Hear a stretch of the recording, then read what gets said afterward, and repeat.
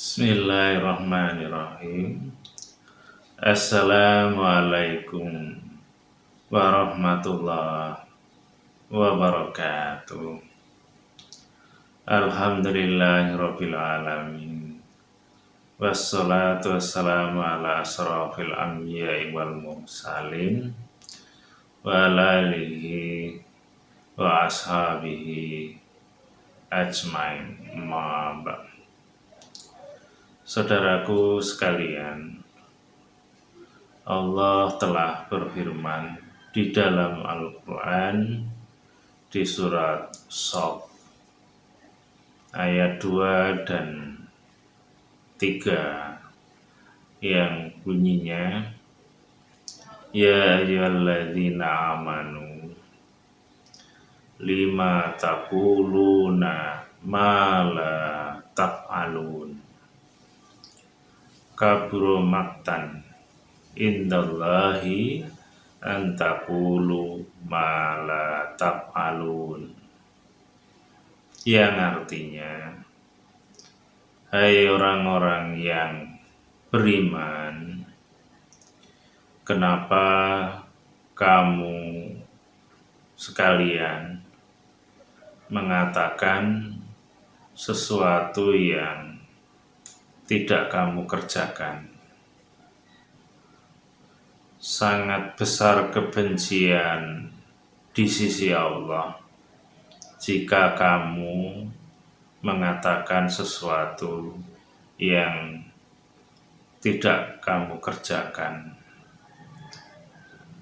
Kira-kira terjemah bebasnya seperti itu. Jadi artinya Allah telah memberitahu kepada kita yang beriman kepada Allah bahwa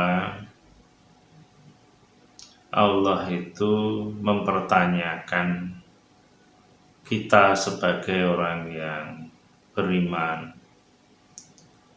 yaitu kenapa kita yang sudah beriman mengatakan tentang kebaikan, tentang ajaran agama Islam yang ada di dalam Al-Quran ataupun hadis, tapi tidak dilakukan apa-apa yang ada di dalam Al-Quran ataupun hadis yang isinya tentang kebaikan, tentang ajaran agama Islam yang mengajak manusia ke jalan yang lurus, jalan yang benar, jalan yang diridhoi oleh Allah.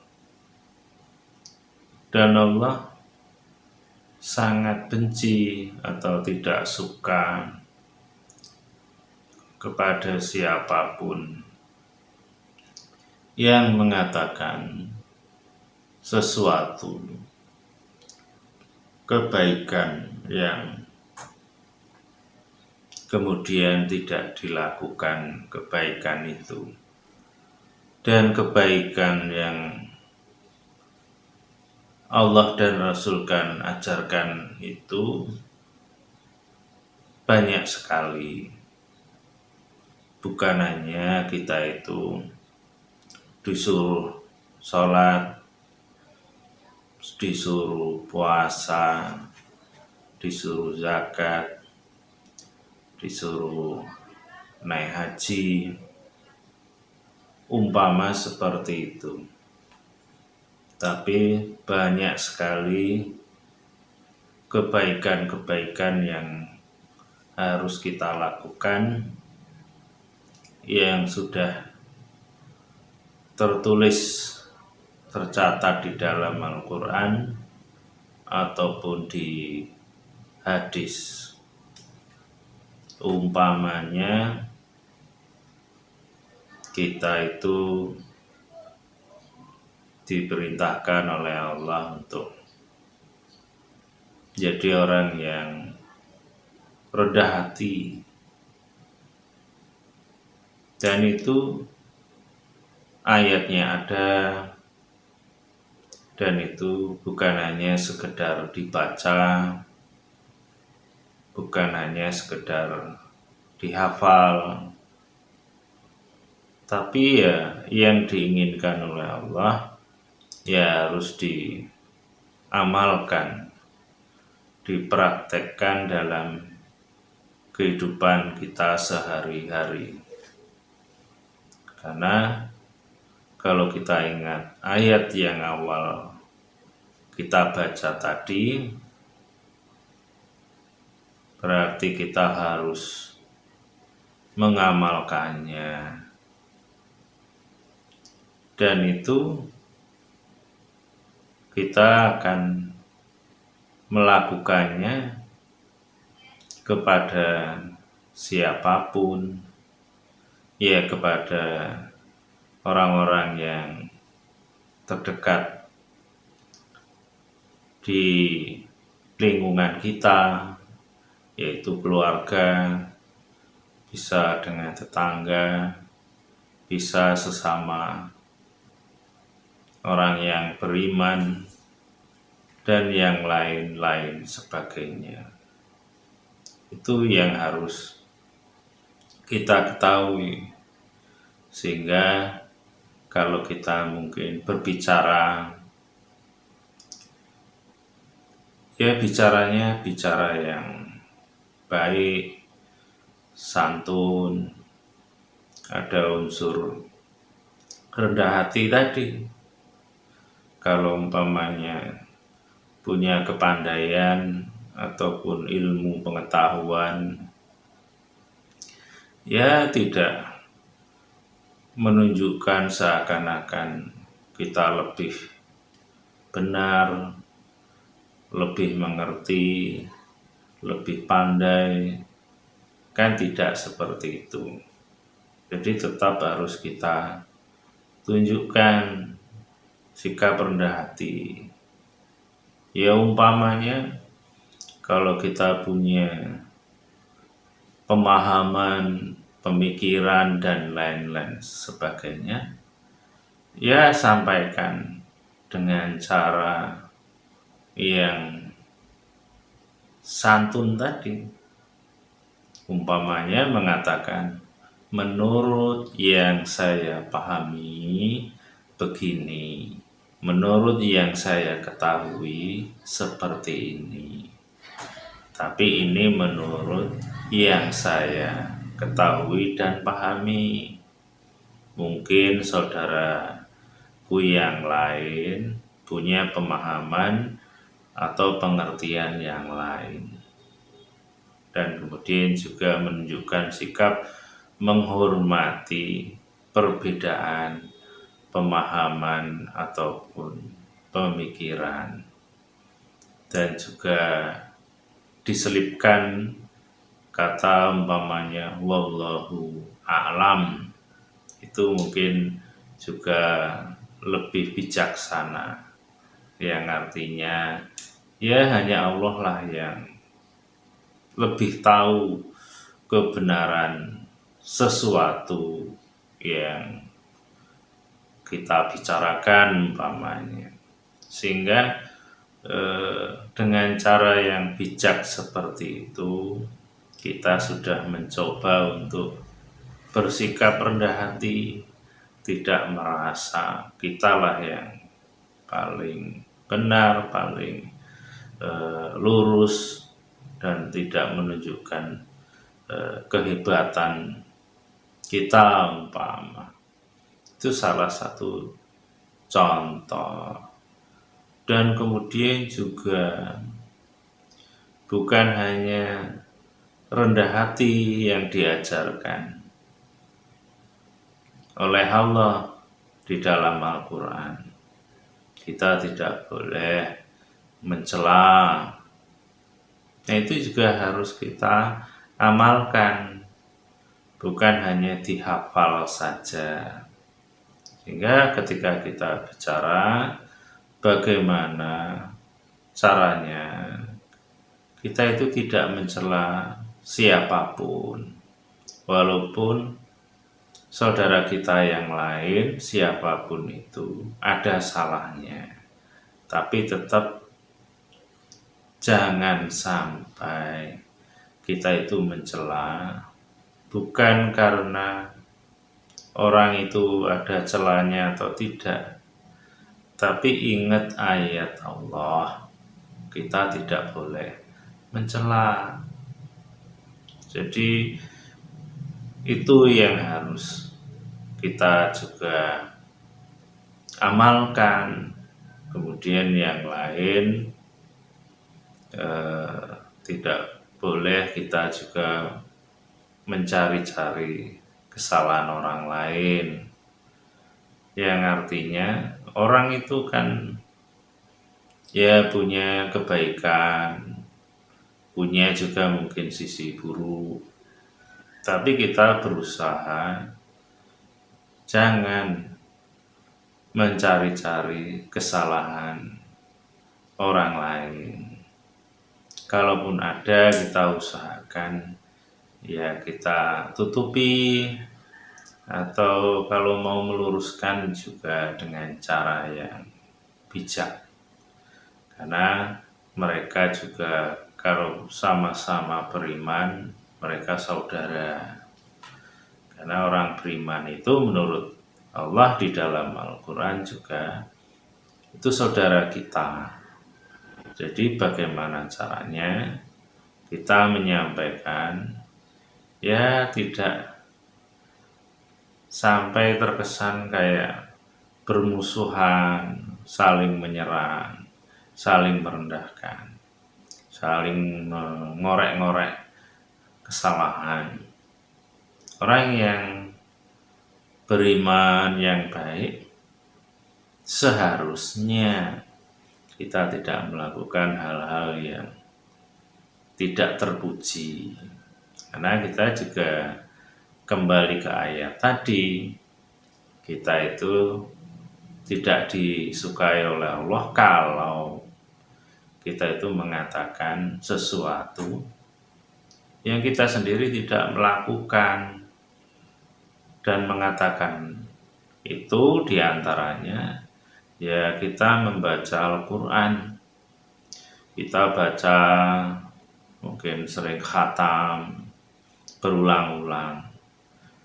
Lah bacaan itu kalau tidak kita lakukan kan sama mengatakan sesuatu, padahal di dalamnya itu banyak sekali yang harus kita amalkan, yang seperti saya sampaikan tadi.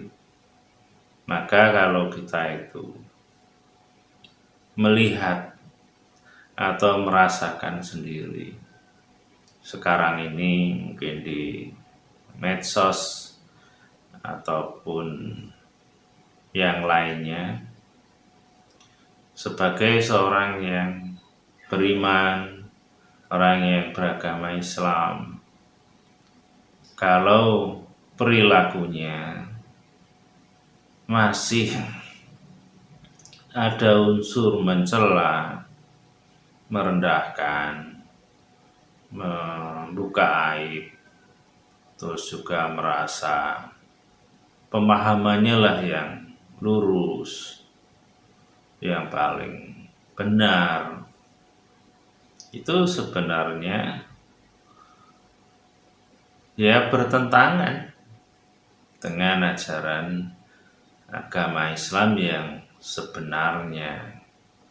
Dan itu kalau kita ngajinya benar, kafah secara menyeluruh, ya insya Allah malu kalau kita melakukan hal-hal yang sebenarnya dibenci oleh Allah, karena melakukan hal-hal yang sebenarnya dilarang oleh Allah, atau tidak melakukan perintah Allah yang ada di dalam Al-Quran.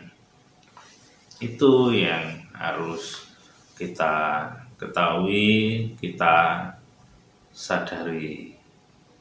Karena dengan kita itu melakukan ajaran agama ini dengan kafah, dengan menyeluruh, ya insya Allah yang namanya kedamaian, kerukunan, saling tolong menolong yang diperintahkan oleh Allah di dalam Al-Quran, ta'awanu alal birri wa taqwa wala ta'awanu alal ismi wal udwan, tolong menolonglah kamu dalam kebaikan dan ketakwaan, dan jangan tolong menolong dalam berbuat dosa ataupun permusuhan. Ayat itu sebenarnya jelas. Jadi kalau kita ingin membenahi sesuatu, ingin melakukan sesuatu terkait dengan orang lain, ayat itu juga harus dibaca, diamalkan dalam kehidupan sehari-hari, sehingga apa yang kita lakukan pada orang lain itu ya mengandung unsur tolong menolong dalam kebaikan, bukan berbuat dosa ataupun permusuhan. Sebenarnya walaupun saudara kita itu salahnya mungkin ya lumayan besar, tapi ya tidak lantas menjadi sebuah pembenaran kita itu mengatakan saudara kita yang lain dengan kata-kata yang ya tidak terpuji, tidak enak didengar, bahkan bisa membuat siapapun mungkin marah, jengkel, juga bisa mengarah benci, dendam, bisa seperti itu. Umpama mengatakan itu dukun, cabul, pembohong, umpama seperti itu. Walaupun mungkin, ini hanya mungkin benar, walaupun ya tidak semua seperti itu. Tapi ya kata-kata itu tidak pantas diucapkan oleh orang yang beriman, beramal soleh, orang yang baik. Kalau orang yang baik insya Allah tidak begitu, tapi tetap dengan cara-cara yang baik.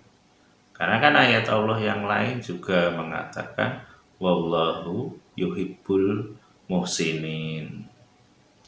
Allah itu suka kepada orang yang berbuat kebaikan. Jadi kalau kata-kata itu tadi, saya kira semua orang juga akan tahu bahwa itu tidak masuk unsur kebaikan. Bahkan itu unsur ya mencela, mencaci, merendahkan. Maka kita sebagai orang yang beriman, beragama Islam, hindarilah kata-kata atau sikap yang tidak terpuji, atau juga sikap ya permusuhan, sehingga ada istilah perang mulut, sehingga itu menjadi kegaduhan, menjadi berita yang ya kurang enak didengarkan ataupun dilihat. Nah ini yang harus kita ya coba belajar untuk tidak melakukan sesuatu yang bertentangan dengan Al-Quran dan hadis, khususnya ya mungkin tentang akhlak perilaku. hablu minanasnya dengan sesama manusia ya harus baik. Jadi istilahnya itu, jadi orang yang baik itu kan banyak kriterianya. Kalau orang Islam tadi, ya selain dia sholat, ya puasa, ya zakat, ya haji, juga dia harusnya ya rendah hati, ya sopan santun, ya tutur katanya selalu baik, tidak ada unsur mencela, menghina, ghibah, atau menyakiti saudara yang lain. Orang yang baik itu saling tolong-menolong dalam kebaikan dan tidak dalam keburukan. Di antaranya kan itu. Kalau itu dilakukan, ya insya Allah itu akan menjadi amal soleh. Karena kalau yang buruk-buruk tadi dilakukan, itu bisa merusak amal-amal yang mungkin kita miliki, amal soleh.